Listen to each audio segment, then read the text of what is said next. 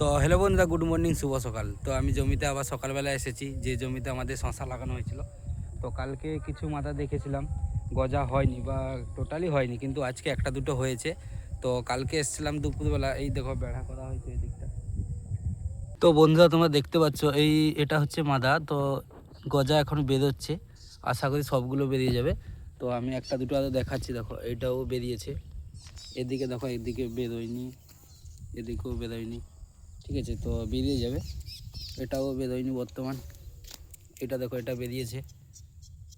তো 5টা করে মজি দেওয়া আছে, এটাও বেরিয়েছে। দেখো এটা মাটি একটা পড়ে গেছে, বেরিয়েছে। রাস্তার দিকটা থেকে এদিকে করে চারিদিকে করা হয়ে গেছে, এই এতটা অবধি আছে, ঠিক আছে।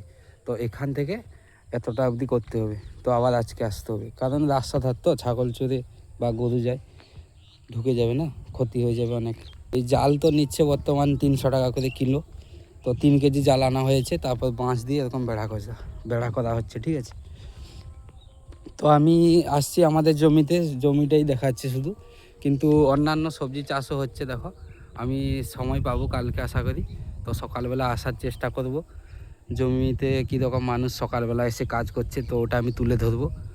যেমন ধরো কফি লাগাচ্ছে বা জল দিচ্ছে, নাগল হচ্ছে বা ধান ঝাড়া হচ্ছে, সব কিছু আমি তুলে ধরার চেষ্টা করব। তো তোমরা যদি ভিডিওটি ভালো লাগে, লাইক, শেয়ার, সাবস্ক্রাইব করে পাশে থাকবে।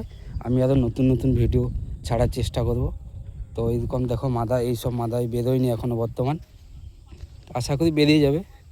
4 দিন হলো, আর কালকার দিনটা দেখা যাক, নাহলে একটু করে জল দিয়ে দিলে বেরিয়ে যাবে, ঠিক আছে। তো বর্তমান দেখো আমার পাশে জমিতে একটা কপি লাগিয়েছে। তো বন্ধুরা ভালো থাকো, টাটা, বাই বাই।